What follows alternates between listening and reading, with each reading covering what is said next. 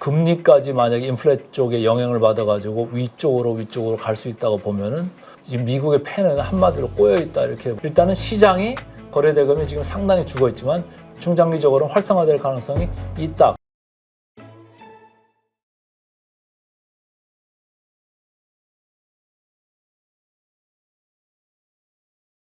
네, 오늘 모신 분은 더 프리미어 강관우 대표이십니다. 안녕하세요. 안녕하세요.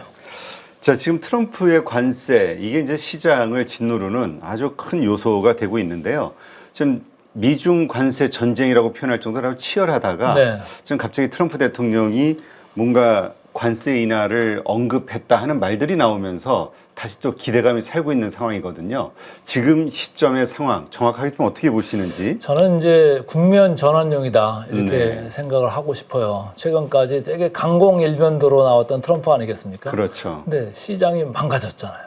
특히 자기가 많이 가지고 있는지 어떤지는 몰라도 미국 국채가 망가지면서 한 6천억 넘게 가지고 있다던데요. 모르겠어요. 근데 뉴스에는. 어쨌든 즉각적으로 자기한테도 이해관계가 달린 게 뭔가 있었을 테니까, 아니면 주위의 사람들이 가만히 놔두겠습니까? 그렇죠. 계속 전화하고 찾아오고 하면서 압력을 가했을 테니까. 어쨌든 그런 것도 있던 차에 자꾸 공을 파월한테 넘기고 중국한테 넘기고 하려는데 이쪽에서 반응들이 없잖아요. 그렇죠.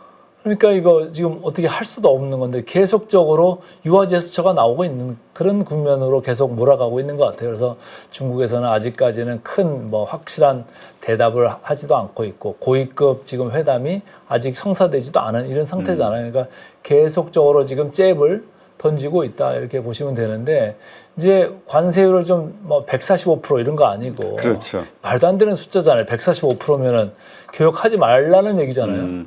그래서 뭐 이게 뭐 50%대로 지금 내릴 것 같은 그런 게 이제 보도가 됐습니다만은 50%대도 사실은 무지하게 높은 거예요. 그렇죠. 이것도 뭐 죽으라는 얘기죠. 뭐. 근데 이제 이걸 절대적으로 내지는 상대적으로 이렇게 좀 봐야 되는데, 절대적으로는 금방 제가 말씀드린 대로 좀 상당히 여전히 높다.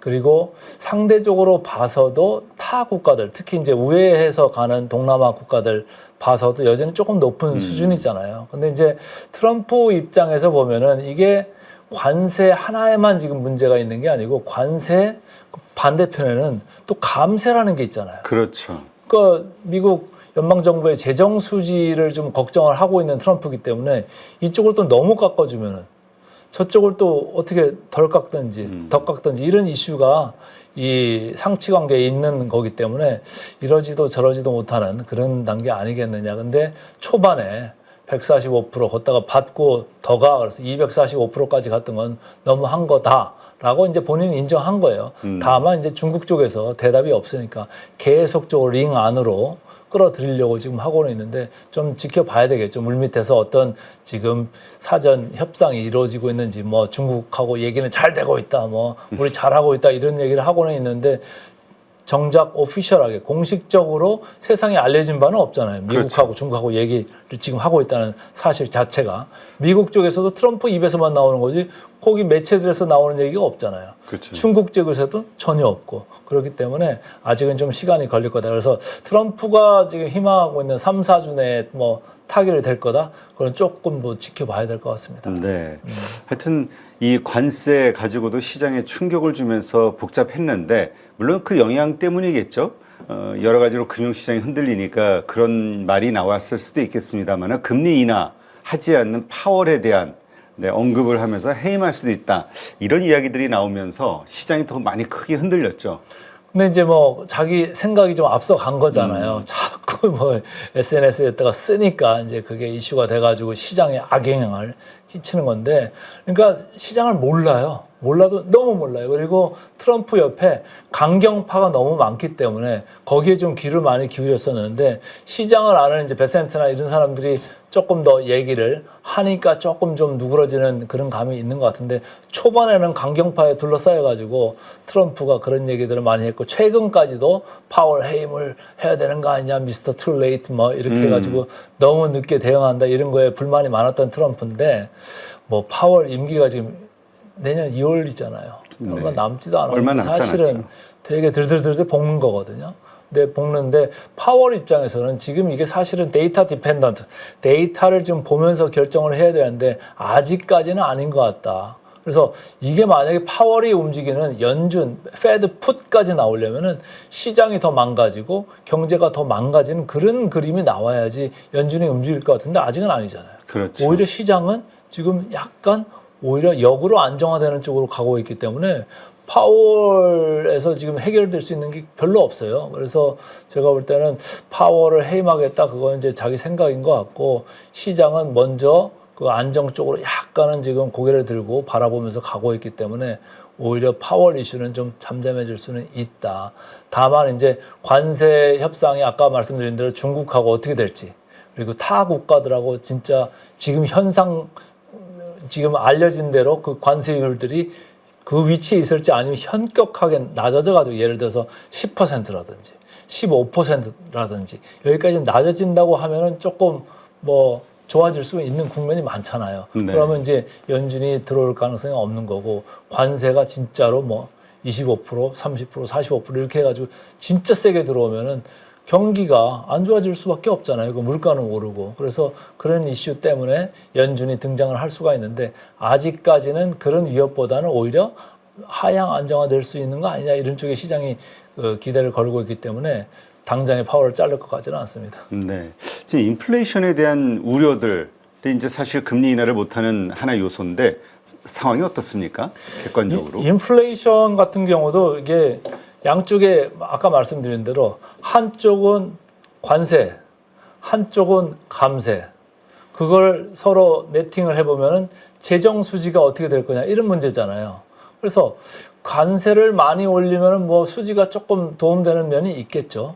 근데 걷다가 다시 대선 기간 동안에 자기가 얘기했던 감세 정책을 지금 하겠다는 그런 얘기를 하는 건데 감세를 한다고 하다 보면은 뭐 개인들이 소비자들이 쓸 여력은 좀 많아질 수 있으니까 그리고 경제가 여기 금리가 이 상태에서 가만히 있는다고 보면은 더 쓰기 시작하면 오히려 인플레이션 압력이 있을 수도 있잖아요. 네. 그래서 상당히 좀 영향을 받을 수가 있고 그래서 이거를 단기적으로 볼 거냐 장기적으로 볼 거냐 이거에 따라서 좀 다를 것 같습니다. 그래서 이게 이제 관세를 인하하면은 좀 더 이제 관세 수입 효과가 절감이 되잖아요. 네. 그러면은 사실은 감세를 좀 덜 해야 되잖아요.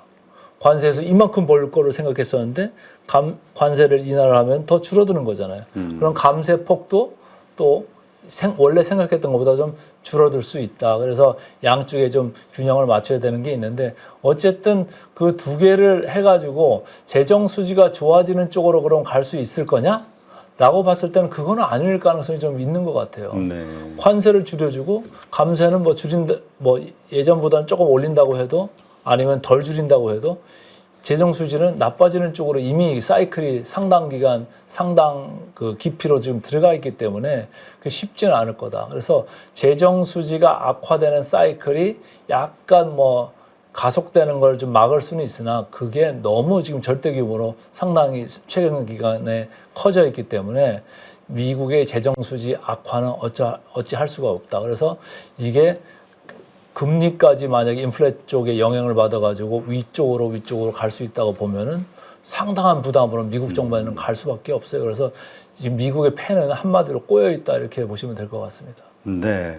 하여튼 쉽지 않은데 사실 이제 트럼프 탓으로 돌리기만은 어렵다고 생각하시는 분들이 있더라고요. 이건 구조적으로 지금 미국이 그만큼 체력이 약화돼 있고 문제가 심각하기 때문에 트럼프가 아니더라도 누구든 이 문제들에 대해서 이제 손을 댈 수밖에 없는 구조적 환경에 처해져 있다. 이런 얘기 하시는 분도 있던데. 근데 너무 오랫동안 누적이 된 거잖아요. 지금 쌍둥이 적자 얘기가 그렇지. 1, 2년 된 얘기가 아니고 4, 50년 전부터 계속적으로 누적돼 가지고 차근차근 올라온 건데 최근에는 이제 코로나 이슈 때문에 또 국가 부채도 또 막 너무 이제 급등하고 이렇게 됐던 건데 이거를 해결하기에는 쉽지는 않은 것 같아요. 그래서 그렇죠. 그냥 현 상태를 유지하는 거나 아니면 현 상태를 조금 더 천천히 가게 하는 이 정도인데 뭐 계속적으로 지금 뭐 일론 머스크가 들어가가지고 공무원들 계속 자르고 있잖아요. 네. 더 자른다는 얘기 나오고 그런 게 다 재정 수지 그런 거에 대한 그 우려 미리 덜어내려고 하는 거거든요. 근데 그게 뭐 그렇게 사람 자른다고 되는 거냐라고 했을 때는 그런 건 아닌 것 같고, 근데 이제 생각을 좀 달리 하겠다 이런 건데, 제가 볼 때는 좀 트럼프가 좀 시대적인 착오를 하고 있는 게 좀 있는 것 같아요. 미국의 제조업이 그렇죠. 이게 뭐 언제부터 약화된 건데 그걸 지금 다시 제조업을 부활시키겠다, 우리나라에 들어와서 미국에 들어와서 공장을 만들고 하라, 그렇게 하는 건데, 정작 공장으로 이제 가려고 하는 사람은 예를 들면 우리나라 뭐 현대차도 있고 뭐 삼성전자도 있고 SK 하이닉스도 있을 거 아닙니까? 그렇다고 쳐도 그럼 그 공장에 들어와서 일할 수 있는 사람이 그렇게 많을까? 비율적으로. 지난번에 그 조지아 현대차 공장 새로 착공한 거, 준공한 거 보니까 들어가서 움직이는 거는 다 이제 로봇들이 움직이잖아요. 그렇죠. 사람들 몇 없잖아요. 그리고 지금 만약에 뭐 베트남이나 캄보디아나 그런 데 이렇게 재봉틀을 해가지고 하는 그런 걸 갖다가 관세를 그렇게 우회 수출한다고 때려버리면, 그럼 미국에다가 그 재봉틀을 갖다 놓고 그 이민자들이나 아니면 거기 있는 현지인들한테 그거 하라고 그러면 그거 할까요? 그렇죠. 쉽지 않을 것 같아요. 그래서 생각을 좀 잘못하고 있는 거 아니냐, 생각이 좀 너무 올드하다, 이런 생각을 해요. 그래서 예를 들어서 테슬라나 뭐 다른 엔비디아나 이런 게 현지 공장을 새로 짓는다, 그렇다고 하면 완전히 자동화되고 아니면 로봇화되고 이렇게 해가지고 제조업의 경쟁력을 뭐 올리고 전 세계적으로 더 이제 자기들이 영향력을 키우고 이런 거는 말이 됩니다만은, 전체적으로 뭐 미국의 달러를 약세로 몰고 가가지고 제조업을 다시 부활시키겠다, 그거는 제가 볼 때는 완전히 잘못된 발상인 것 같아요. 그래서 그렇게 한다고 해가지고 미국 제조업이 부활할 것 같지도 않고, 그리고 중국에서 이제 수출돼 오는 것들이 되게 뭐 싸게 들어오는 것들도 많잖아요. 그렇죠. 뭐 10달러에 들어오는 것도 있고 20달러에 들어오는 것도 있는데, 그걸 미국에서 어떻게 만들어요? 그걸 관세를 50% 100% 친다고 해도 아마 미국에서 그 가격에 만들 수가 없을 겁니다. 그러니까 우리가 애플 같은 것도, 아이폰도 미국에서 중국에서 지금 정저우에서 만들잖아요. 한 시에 그냥 온 시민들이 다 투입돼 가지고 지금 만들 정도로 해가지고 기술 노동력도 준비가 돼 있고 준비돼 있고 다 이렇게 들어가가지고 열심히 할 열의도 있는데, 그걸 미국의 어느 도시에다가 딱 떨어뜨리고 이거 내일부터 아니면 1년 후부터 2년 후부터 이거 만들어 봐라, 될까요?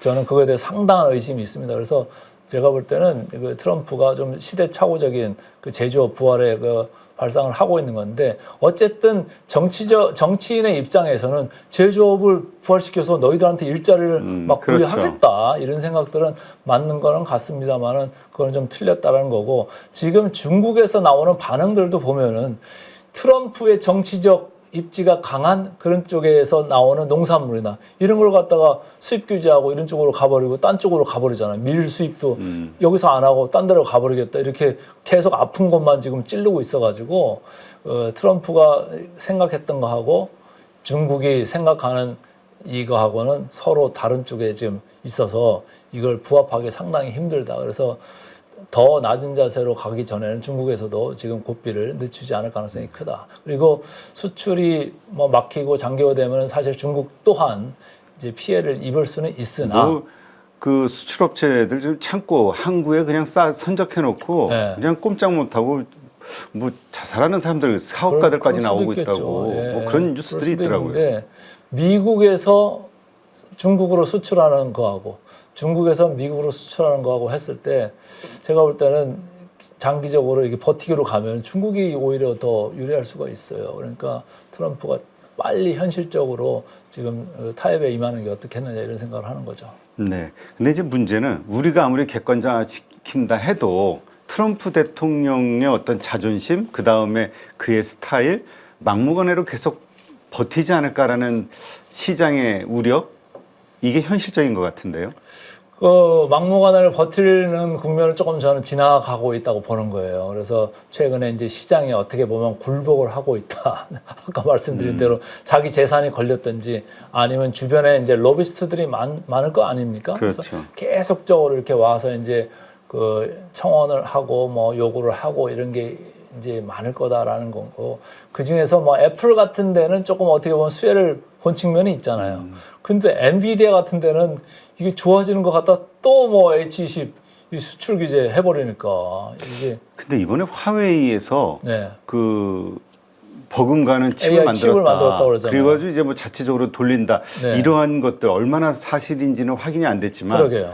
어쨌건 이러한 것들이 더 미국을 초조하게 만드는 거 아닐까요? 초조하게 만들 수 있죠. 지금 뭐는 딥시크 같은 경우는 H100이 아니라 H20 정도도 충분히 돌아간다 뭐 이런 생각들을 하는 거잖아요. 그리고 그렇죠. 가볍게 만들어서 이제 돌리는 거니까 화웨이가 AI 칩을 어느 정도 수준으로 만들었는지는 몰라도 좀 돌릴 수 있다고 보니까 지금 그런 게 밖으로 이렇게 뉴스로 나온 거 아니겠습니까? 그래서 상당히 중국의 기술력들이 지금 높아져 있다. 중국의 기술력들이 AI 관련되는 이쪽 그리고 뭐 DDR4 했고 DDR5도 지금 한다는 그렇죠. 얘기가 나오잖아요. 그렇게 나오고 있어가지고 이게 기술력이 상당 부분 따라와 있다라는 저는 생각을 하고 있고 최근에 모 그룹 임원들을 데리고 이제 중국에 갔다 오신 이제 분한테 들은 얘기인데 중국의 로봇 산업 자체가 네. 어마어마하게 발전돼 있다는 거예요. 아, 네. 우리가 TV에서 보거나 유튜브에서 보거나 하면 별의별 신기한 동작들을 그렇죠. 다 하는 중국 로봇들이 너무너무 많잖아요. 근데 우리나라에서 만든 것들은 아직 그 정도까지는 안 가 있는 것 같거든요. 그래서 상당히 지금 기술 진보가 많이 돼 있다. 우리가 많이 좀 더 긴장을 해야 될 것 같다. 이런 생각을 하고 있죠. 네. 하여튼 우리가 제일 걱정하는 건 이래서 뭐 미국에 투자하신 분들도 그렇고 또 국내 증시 투자자들도 그렇고 이 금융시장이 자꾸 흔들리니까 이게 과연 계속 오를 수 있을 것이냐. 지금 이렇게 복잡할 때는 그냥 투자를 다 스톱하고 그냥 지켜봐야 되는 거 아니냐. 좀 그런 것 고민인 것 같아요. 같아요. 제가 볼 때는 그 미국의 그 필라델피아 반도체 지수라는 게 있잖아요. 그렇죠. 고점 대비해서 한 30-40% 밀렸다가 지수가 엄청난 거거든요. 엄청난 거죠. 네, 지난 1년 동안 이렇게 밀렸어요. 근데 나스닥도 같이 밀려 내려가잖아요. 둘이 생겨먹은 게 똑같이 방향을 같이 하거든요.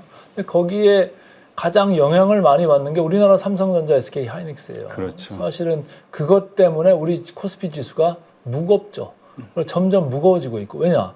코스피로 봤을 때 삼성전자 시가총액 비중이 거의 20%에 육박해요. 우선주까지 다 네. 보통적으로 하면은. 그리고 하이닉스도 한 시총 비중으로 보면 한 8% 정도 한다고요. 그리고 주변에 또 소부장들 많잖아요. 그러니까 그런 것 저런 거 더해놓으면 30%가 넘어가요. 그러면 우리 시총의 3분의 1을 그 IT 소부장들이 맡고 있는 거예요. 시총을 그렇죠. 무겁게 하고 있는 거예요. 근데 최근에 시총들이 IT들이 뭐 바닥에서 조금 반등을 했습니다만 계속 무거워져 왔잖아요. 소부장들은 더 많이 떨어졌거든요. 네. 삼성전자나 뭐 하이닉스에 비해서. 그래서 상당히 저도 조금은 좀 근심 어린 생각으로 지금 보고 있는데 이게 좀 돌면은 상당히 좋겠습니다만 미국에서 일단 돌아줘야 되는데 미국 필라델피아 반도체 지수도 30-40% 지금 밀려있는 이런 상황. 그렇다고 보면 중국에서 쫓아오는데 이쪽에서는 아주 고사양으로 만들어 놓고 이쪽은 저사양으로 또 돌아간다고 하니까 이 고사양으로 캐펙스를 하려는 데가 지금 잠시 멈칫하든지 취소하든지 막 이런 우려가 있어서 주가가 빠진 거잖아요. 근데 실질적으로 조사된 자료나 이런 것들은 크게 아직까지는 숫자가 하향 조정되는 이런 거는 없어요. 네. 그리고 최근에 TSMC 뭐 1분기 실적 나온 거 보니까 생각보다 잘 나오잖아요. 그렇죠. 잘 나와요. 그리고 아직까지 AI 수요가 반감됐다는 그런 징후가 없다 이런 얘기들 하잖아요. 그리고 뭐 계속 좋게 얘기는 합니다. 그리고 3나노, 2나노 계속 기술 진보하면서 그렇죠. 또 미국에 공장 지으면서 아리조나에 지으면서 이제 미국에서도 현지에서 생산을 곧 하게 될 거다. 양산 내년부터 들어간다. 뭐 이런 얘기가 나오고 있음에도 불구하고 TSMC 주식이 어떻게 됐어요? 계속 밀려 내려왔어요. TSMC가요 지금 선행 PER이요 14배까지 내려왔어요. 미국에서 상당히 그런 거죠. 낮은 거죠. 네, 14배. TSMC가 14배면요 사고 싶은 마음이 들지 않으세요? 그렇죠. 저가 매수세. 그러니까 뭔가 약간 좋은 소식만 들리면 저가 매수세로 네. 순식간에 올라가는 것 네. 같아요. 그래서 AI 부분에 대해서 저는 수요는 줄지 않을 거다라고 보는 거예요. 이 AI 수요라는 게 사실은 저희가 매일매일 뭐 핸드폰, 이제 스마트폰으로도 하고 PC로도 맨날 하고 뭐 AI한테 물어볼 수 있잖아요. 그렇죠. 그래서 물어보고 이런 것가 이제 일상화 될 거다. 다반사가 될 거다. 이런 생각을 하는데 그리고 AI가 우리 일상생활에 들어오는 거 이외에도 아까 말씀드린 대로 미국에 공장을 짓는다. 사람을 찾아보기가 어려울 정도로 AI화, 공장 자동화, 로봇화 이렇게 돼 있을 거예요. 그거 다 AI가 쓰이는 거고 또 AI가 어디로 많이 들어갔죠? 미국에서 지금 주가 좋았던 회사 아주 유명한 팔란티어라는 데 같은 데가 있잖아요. 거기도 다 군사용으로 AI를 쓰는 거예요. 그렇죠. 그러니까 지금 AI가 여기저기도 다 써요. 최근에 보면 뭐 의료용도 상당히 각광을 받는 것 같고, 그래서 이 AI에 대한 수요는 뭐 무궁무진할 거다. 다만 이걸 고사용으로 갈 거냐, 저사용으로 갈 거냐, 그거는 이제 차치해야 될 것 같아요. 근데 그게 뭐 내가 이걸 다 뭐 백화점식으로 다 이걸 끌고 갈 필요가 없다. 그러면은 저사양을 써도 될 수도 있는 거고, 아니면 나는 백화점식으로 갈 필요가 있다. 그러면 이제 고사양으로 써야 되는 거고, 그래서 그 니드에 맞게 이제 가는 거는 맞다. 그렇게 봤을 때는 AI 수요가 엄청나게 꺾인다. 그거는 좀 아닌 것 같아요. 데이터 센터 수요가 조금은 꺾일 수는 있어도 앞으로 계속적으로 올라갈 수밖에 없다. 오히려 저는 전력망이 지금 부족한 게 더 문제가 아니겠느냐. 그래서 전력망 수급이나 이런 게 더 강화돼야 될 거고, 그런 거에 있어서 수혜를 받을 업체는 여전히 강력하게 지금 남아 있다, 이렇게 보고 있습니다. 자, 그렇다면 이러한 환경하에서 이제 한국 증시 상당히 오래 긍정적으로 보셨잖아요. 어떻게 생각하세요? 그 뷰는 계속 유지가 되십니까? 미국 이 트럼프의 저런 이 요란한 변덕에도 불구하고. 제가 트럼프하고 좀 운때가 안 맞는 것 같아요. 트럼프를 전 세계 사람들이 얼마나 좋아하는지는 몰라도 저하고는 좀 이게 좀 궁합이 안 맞는다, 이런 생각을 하는 게, 벼랑간 그런 거를 갖다 전 세계에 들이대면서 전 세계를 갖다가 완전히 박살을 내버렸잖아요. 제가 계속 여기 나와서 말씀드릴 때 계속적으로 우리나라 저평가되어 있고 앞으로 좋게 바라보고 있습니다. 우리나라가 작년까지는 전 세계 꼴찌권의 성적이었습니다만은 금년부터는 계속 좋아지는 국면으로 연초에도 그랬고 계속적으로 갈 수 있다라고 이렇게 강조를 드렸었는데, 트럼프가 벼랑간 저렇게 관세를 아주 거창하게 들고 나오면서 전 세계 금융시장을 흔들어 놔가지고 제가 생각했던 게 좀 많이 이제 깨졌죠. 그럼에도 불구하고 저는 조심스럽게는 조금 바닥은 다지고 지금 올라오는 국면에 있다, 이렇게 보고 있습니다. 밸류에이션적으로 그렇지만은 또 이제 조기 대선 국면이 지금 벌어지기 시작했잖아요. 그래서 지금 상법 개정이나 상법 개정 안 자체가 기존의 안보다 더 강화될 가능성이 있다, 이런 얘기들이 나오잖아요. 예, 계속 그런 얘기가 나오더라고요. 네, 그리고 뭐 야당, 지금 여당 없어졌습니다만 어쨌든 그 대선 후보 중에 한 명이 뭐 지수 5천 뭐 이런 얘기도, 근데 뭐 그게 현실성이 있는 건지는 모르겠습니다만 어쨌든 조금 우리나라는 그 가버넌스 이런 이슈를 그 많이 개선을 한다고 보면은 좋아질 수밖에 없다. 근데 이제 다만 그런 건 있죠. 외국인들이 어제도 팔고 오늘도 팔고 계속 그게요. 하잖아요. 팔고 있네, 계속. 파는 게, 우리나라가 지수가 어디 속해 있냐면요, MSCI 이머징 마켓 개도국 그렇죠. 그쪽 지수에 편입돼 있잖아요. 근데 여기에서 우리나라가 4위예요, 4위. 중국, 인도, 대만이 3위고요. 우리나라는 4위인데 네. 최근까지 뭐 10% 이상 그때 있었던 건데 1, 2년 전만 해도 지금 9% 언더로 내려가고 있어요. 근데 거기서 제일 큰 게 제가 아까 말씀드린 대로 삼성전자, SK 하이닉스 계속 갔다가 이렇게 주식을 팔다 보니까 MSCI 이머징 마켓 그 지수 편입 비중 자체가 계속적으로 내려가고 있다. 그래서 우리나라를 지금 버리는 느낌으로 뭐 그런 느낌이 날 정도로 계속 이렇게 버리고 있다, 이런 거예요. 그래서 저는 뭐 한순간에 이제 변곡점이 빨리 왔으면 좋겠습니다만은 그 중에 하나는 뭐 상법 개정안이 분명히 될 수 있다, 이런 생각입니다. 제가 지난번에도 말씀을 드렸는데 중국에서도 최근 몇 년 동안 뭐 경제가 안 좋으니까 주식이 계속 흘러내렸던 국면이 있잖아요. 그렇죠.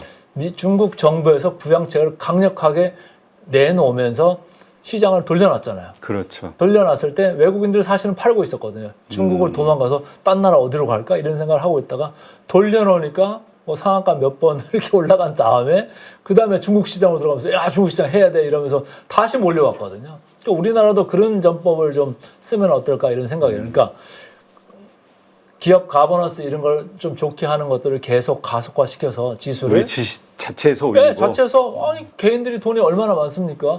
아니 지금 서학개미들 돈 나간 거 보세요. 돈들은 상당히 있다. 근데 자신감이 없으니까 투자를 안 하는 거잖아요. 그렇죠. 기업들도 마찬가지예요. 트럼프가 이 정책 저 정책 막 하니까 뭐가 어떻게 될지 모르잖아요. 불안하고 불투명하면 투자를 안 하는 거예요. 그러니까 개인 투자자들도 저는 마찬가지다, 이런 생각을 하는데 뭔가 가시적인 이런 방향을 확실하게 보여주면은 저 회사 그럼 지분 경쟁이 일어나겠네? 아니면 저 회사 지배구조 개선되겠네? 이런 생각이 들면 뭐 PBR이 만약에 0.2다, 0.3이다 낮으면 낮을수록 더 들어가는 게 커질 수 있잖아요. 이미 주식들이 조금 그런 쪽이 반응을 하기 시작했다라는 거고 시장이 조금 움직이려고 하니까 증권주가 벌써 조금 고개를 들잖아요. 그렇죠. 증권주들이 올라가기 시작한다. 근데 증권주들이 올라간다는 얘기는 시장이 활성화될 거다라는 생각들이 기저에 깔려 있는 거예요. 지금 올라가는 가파르게 올라가는 건 아니잖아요. 슬금슬금 눈치를 그렇죠. 보면서 올려가는 겁니다만은 일단은 시장이 거래대금이 지금 상당히 죽어 있지만 중장기적으로는 활성화될 가능성이 있다. 그런 기대감이 있은 사람들부터 지금 먼저 들어오는 거예요. 선침의 형식으로. 근데 어느 업종이나 어느 테마가 먼저 갈지는 모르지만 일단은 그런 것 때문에 장기적으로 보면 우리 시장이 이제 바닥 국면에 와 있는 거 아니겠느냐. 그렇다고 볼 때는 이 트럼프가 계속적으로 이렇게 흔드는 이 국면만 좀 지나가고 나면은 어느 정도 금년 하반기부터는 시장이 이제 조금 불이 붙기 시작하는 이런 국면으로 가는 거 아니겠냐. 지금 너무 이게 마른 장작 같이 지금 다 이렇게 들들들들 볶여가지고 그렇죠. 팔 사람도 다 팔고 그런 국면이다. 외국인까지도 다 팔았다. 그리고 다행히 연기금이 지금 계속적으로 사들어오고 있잖아요. 연기금이 이렇게 많이 산 적이 없어요. 네. 지금 금년에 사들어오는 주체는 매수 주체는 두 군데인데 연기금하고 사사주예요. 그 두 군데에서 지금 계속 사가지고 그나마 받치고 있는 거지. 연기금까지 없었으면 더 이제 갔다 왔겠죠. 그래서 하반기부터는 조금 좋아지는 건데 단초 처음에는 트럼프가 중국과의 협상을 빨리 진짜 뭐 3, 4주 내에 끝낼 거냐 아니면 6월 안으로는 끝낼 거냐 그게 하나가 있을 거고 또 6월 중으로 조기 대선 그게 결정이 된다고 하면 그때부터 그 두 개의 모멘텀이 우리 하반기 증시를 끌고 갈 수가 있다. 근데 트럼프 것도 너무 부정적인 게 많이 나왔기 때문에 앞으로 나온 거는 부정적인 것보다는 긍정해서 중립적인 게 나올 수가 있고 그다음에 조기 대선의 결과로 지금 여론만 보면은 상법 개정안이 더 강화된 게 관철되는 그런 국면으로 들어갈 수 있다고 보면은 그쪽에서도 긍정적인 모멘텀을 우리가 볼 수 있다. 그리고 세 번째는 개인들이 만약 십시일반하고 그다음에 지금 연기금의 매수 위주가 유지될 수 있다고 보면은 하반기는 상반기의 이런 불안전성, 변동성 이런 것보다는 좀 더 안정되고 좀 더 예측 가능한 그런 국면으로 올라갈 수가 있다 이렇게 보고 있습니다. 네, 알겠습니다. 하여튼 그래도 미국이 급락하거나 하는 날이 나와도 한국이 참 잘 버티는 거 보면서 야 요새 참 우리 한국장 강하다 이런 얘기들 많이 하더라고요. 네. 하여튼 하반기 혹은 이 트럼프 이 변동성이 좀 가라앉으면서 우리의 증시가 좀 리레이팅하는 그런 순간이 좀 왔으면 좋겠네요. 네.